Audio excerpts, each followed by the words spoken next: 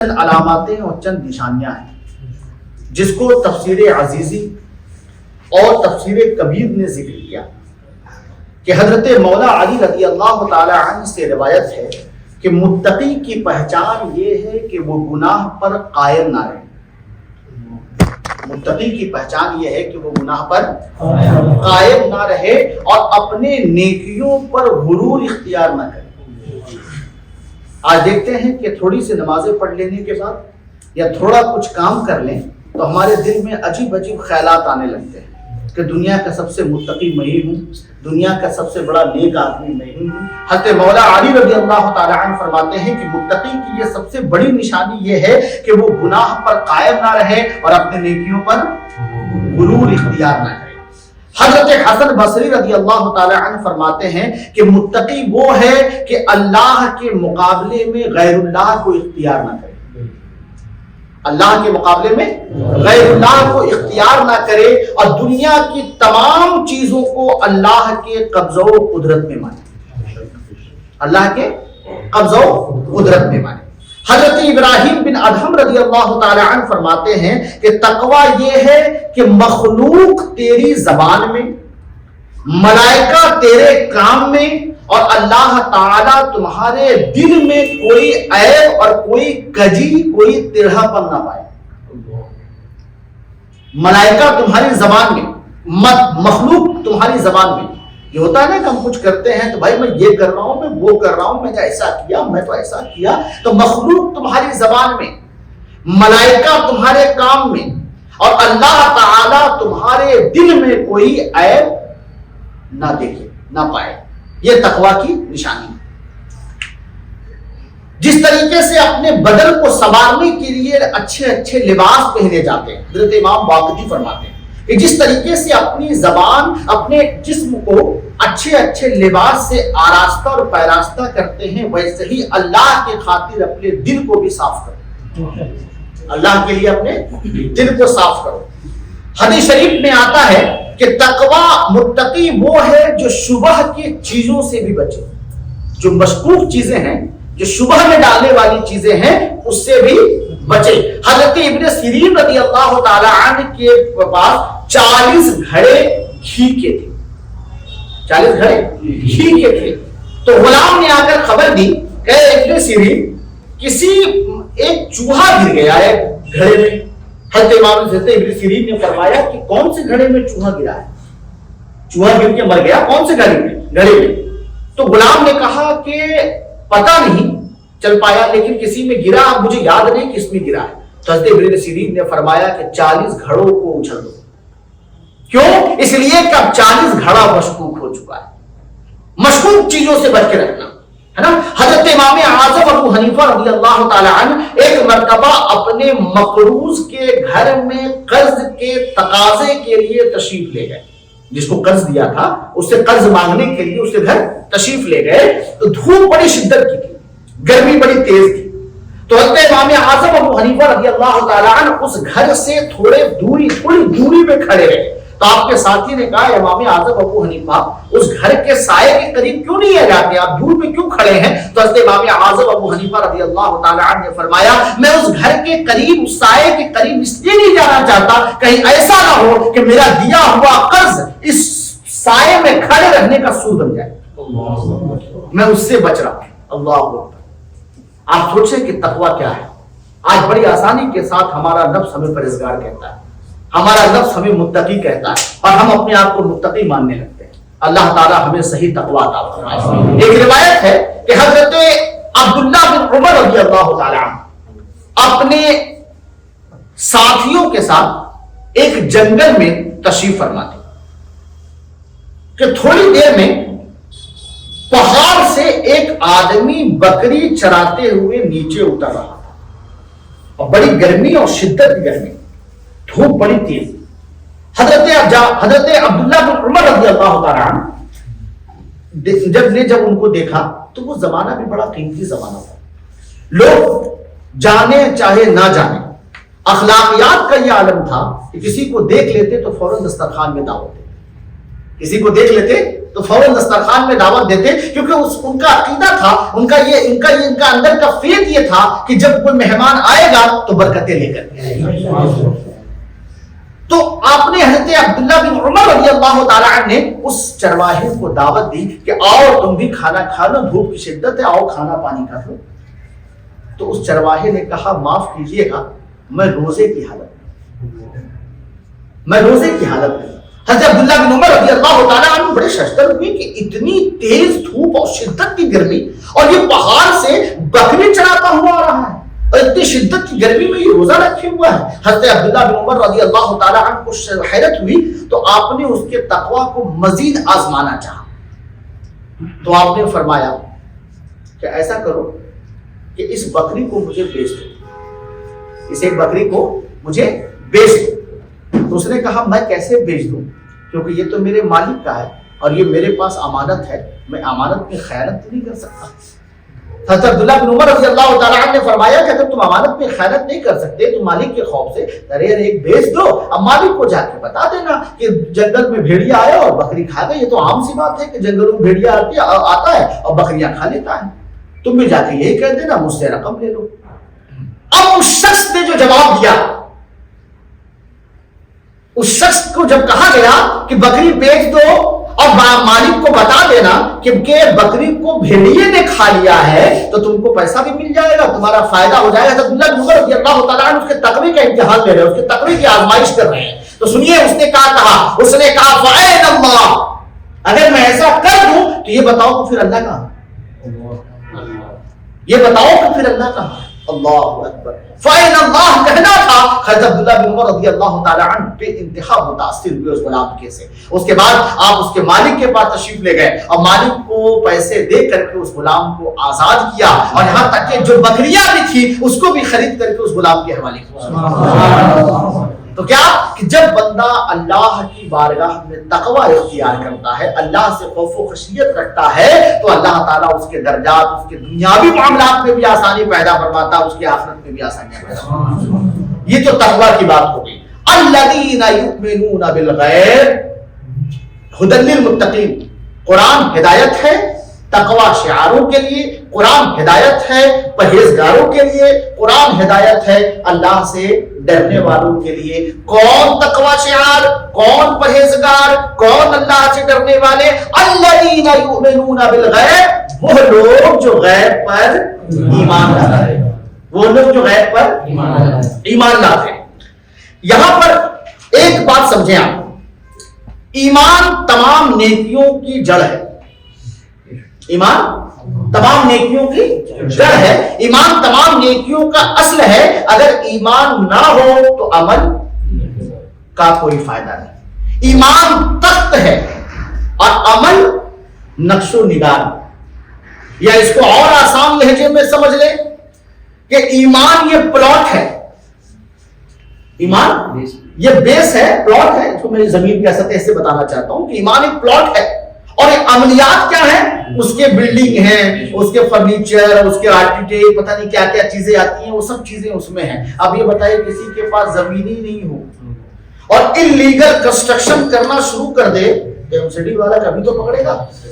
لیکن ایک قاعدہ ہے، ایک اصول ہے جو عقلی طور پہ سمجھ میں آتا ہے کہ اگر انسان کے پاس زمین نہیں ہے اور کسی کی زمین پہ بیچا جگہ پر اگر وہ کنسٹرکشن کر لے تو اس بلڈنگ کی کوئی پائیداری نہیں ہو سکتی۔ تو یاد رکھ لیں کہ عمل کیا ہے، ایمان کیا ہے، اصل ہے، ایمان جڑ ہے، اور عمل کیا ہے، اس کے نقش و نگار ہیں، اس کے جز ہیں، اس کے فرع ہیں۔ یہ ایمان اصل ہے۔ یؤمنون بالغیب، ایمان مشہور لفظ ہے، ہم لوگ سنتے اور پڑھتے رہتے۔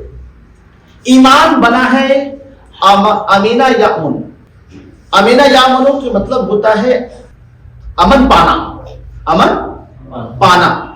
آمنا یؤمن، ایمان امن دینا، امن پانا، امن دینا۔ اور یہی امانا یؤمن ایمان کا صلہ اگر بے آ جاتا ہے تو اس کے مطلب یہ ہوتا ہے کہ وثوق کے ساتھ، یقین کے ساتھ کسی بات کو مان لینا۔ تو یہاں کیا ہے، بے کے ساتھ ہے، الَّذِينَ یؤمنون بالغیب، جو بے کے ساتھ آیا ہوا ہے، یعنی غیب پر یقین رکھتے ہیں، غیب پر ایمان لاتے ہیں، یعنی غیب کو وثوق کے ساتھ اپنے دل میں مانتے ہیں. سمجھ گئے؟ یہ ایمان کا عمل ہے یا تو لغوی معنی بتایا. دیکھیے اب قرآن پاک میں مسلمان کو بھی مومن کہا جاتا ہے اور اللہ کو بھی مومن کہا جاتا ہے. بڑا نا مومن، مہیمن، عزیز الجلال، اللہ کے نام ہے نا مومن. مسلمان کو بھی مومن کہتے ہیں اور اللہ کو بھی مومن کہتے ہیں. مسلمان کو مومن کس طور پہ کہتے ہیں؟ کیونکہ مسلمان اللہ اور اس کے رسول کو مان کے، اللہ اور رسول کا مان کر کے اپنے آپ کو دائمی جہنم سے امن دے دیتا ہے. اللہ و رسول کو مان کر کے اپنے آپ کو دائمی یعنی ہمیش و ہمیش والے جو جہنم کی عذاب ہے اس سے اپنے آپ کو بچا لیتا ہے. اور اللہ تعالیٰ مومن کیسے ہے کہ جب بندہ اللہ و رسول کو مان لیتا ہے تو اللہ تعالیٰ دائمی عذاب سے اس کو پناہ دے دیتا ہے. دائمی عذاب سے اس کو پناہ دے دیتا ہے. اب ایمان کا اصطلاحی معنی، ایمان کا اصطلاحی معنی ہے کہ جن باتوں کے متعلق یقین سے ہو جائے کہ یہ دین محمدی سے ہے، جن باتوں کا یعنی اللہ کے رسول جن چیزوں کو لے کر کے آئے ہے نا، بندہ ان چیزوں کو مان لیتا ہے، اسے کیا کہتے ہیں؟ مومن. اسے کیا کہتے ہیں؟ مومن. اور انہی چیزوں کے انکار کر دینے سے بندہ کیا ہو جاتا ہے؟ کافر. سمجھ گئے؟ اللہ کے رسول علیہ السلام جن چیزوں کو لے کر کے تشریف لائے، جو چیزیں ہمیں عطا کیے، ان چیزوں کے متعلق یقین سے معلوم ہو جائے کہ یہ دین محمدی میں سے ہے تو ان چیزوں کو دل سے یقین ماننا یہی ایمان ہے. یہی ایمان ہے. اب ایمان الگ چیز ہے اور عمل الگ چیز ہے. ایمان اور عمل یکساں نہیں ہے. اگر ایمان اور عمل یکساں ہوتا تو پہلے یہ نہیں ہوتا الذین یؤمنون بالغیب، وہ لوگ جو غیب پر ایمان لاتے، ویقیمون الصلاۃ، اور نماز قائم کرتے. اگر عمل بھی ایمانیات میں ہوتا جس کو الگ سے ذکر کرنے کی ضرورت نہیں تھی، الگ سے ذکر ہوا تو معلوم یہ ہوتا ہے کہ ایمان الگ چیز ہے اور عمل الگ چیز ہے. کوئی بندہ اللہ و رسول پر یقین رکھتا ہے، اللہ و رسول کو مانتا ہے، اللہ و رسول کے بتائے ہوئے تمام احکامات پر یقین اور ایمان رکھتا ہے تو وہ بندہ مومن ہوگا. وہ بندہ مومن ہوگا. اگر زناکار ہے، چور ہے، مکار ہے، عیار ہے، جھوٹا ہے، دھوکہ دینے والا ہے، یہ تمام جو گناہ ہے جو بندہ کر رہا ہے، اس گناہ کرنے سے بندہ فاسق تو ہوگا مگر مومن رہے گا کیونکہ اس نے اللہ و رسول کو مانا، اللہ و رسول کو مانا ہے. مگر ایک بندہ نمازی ہو، روزہ رکھتا ہو، حج کر دیا ہو، زکات دیا ہو، عمرے پہ عمرہ کر رہا ہو، خیرات و صدقات کا بھنڈارا لیے بیٹھا ہو، کتابیں ڈسٹریبیوٹ کرتا ہو، پڑھتا ہو، پڑھاتا ہو، مگر اللہ و رسول کی شان میں گستاخی کر رہا ہو تو لہذا یہ بندہ مومن نہیں ہوتا. یہ بندہ مومن نہیں ہوگا. اس کی دلیل قرآن پاک میں وَإِن طَائِفَتَانِ مِنَ الْمُؤْمِنِينَ اقْتَتَلُوا، یعنی کیا؟ جب دو مومن آپس میں، دو مومن کے گروہ آپس میں لڑیں. قرآن پاک میں ہے یہ، جب دو قرآن اللہ فرماتا ہے جب دو مومن گروہ آپس میں لڑیں. آپ یہ بتائیے کہ جب دو مومنین، دو مسلمان جب آپس میں لڑیں گے یہ لڑنا گناہ ہوگا کہ نہیں ہوگا؟ گناہ ہی ہوگا. اللہ کا فرمانا دو مومن گروہ، تو معلوم یہ ہوا کہ بندے کے عمل خراب کرنے سے بندہ ایمان سے باہر نہیں ہوتا ہے. بندہ ایمان سے باہر نہیں ہوتا ہے. بندہ زندگی پر اچھا عمل کرے، زندگی پر نیکیاں کرے، مگر مرتے وقت اگر اس کا خاتمہ ایمان پر نہ ہو. حدیث شریف میں انما الاعمال بالخواتم، بے شک عمل کا دار و مدار خاتمے کے اوپر ہے. عمل کا دار و مدار خاتمے کے اوپر ہے.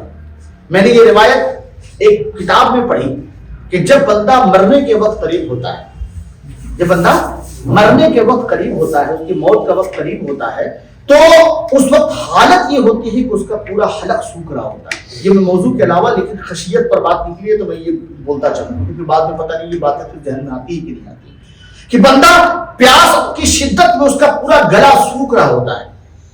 اور حلق بالکل سوکھا ہوتا ہے مرنے کے وقت, اس وقت شیطان آتا ہے اور کہتا ہے کہ تم مجھے خدا مان لو. اگر تم نے مجھے خدا مان لیا تو اس کے ایک ہاتھ میں دودھ ہوتا ہے اور دوسرے ہاتھ میں آگ. کہتا اگر تم نے مجھے خدا مان لیا تو میں تجھے دودھ دوں گا, اگر تم نے میری خدائی کا انکار کر دیا تو میں تم کو ہمیشہ کے لیے جہنم ڈال دوں گا, آگ میں ڈال دوں گا. اور بندہ اس وقت پیاس کی شدت میں پریشان رہتا ہے, حلق مکمل سوکھا ہوتا ہے. اگر اللہ کا فضل نہ ہوا اور بندے نے اگر اس کو خدا مان لیا, وہ آگ پھینکتا ہے, کہا چل زندگی بھر تو نہ تم میرا بن پایا, چل مرتے وقت تجھ کو میں نے اپنا بنا لیا.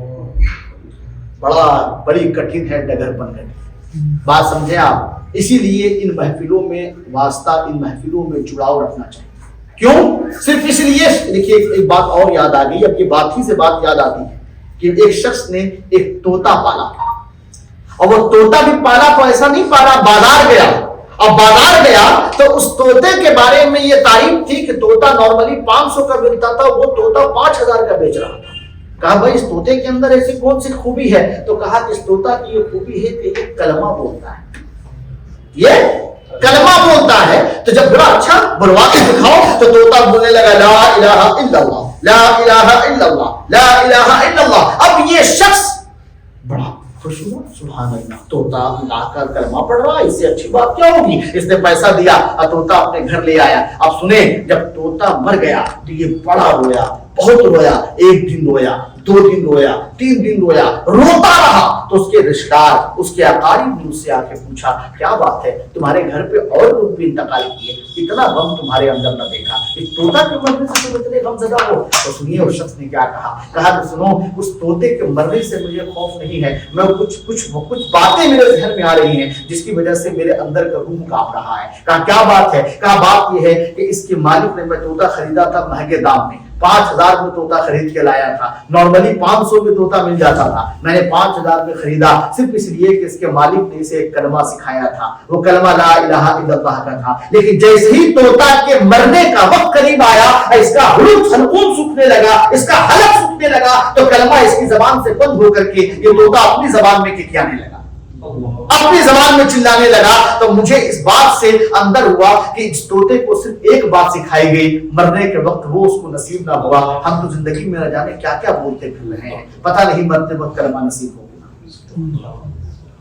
یہ روایت کوئی حدیث اور کوئی سیرت کتابوں میں نہیں ملتی, لیکن ایسی باتیں اس لیے بھی بولی جاتی ہیں تاکہ ہمارے دلوں میں اللہ اور رسول کی محبت جاگے.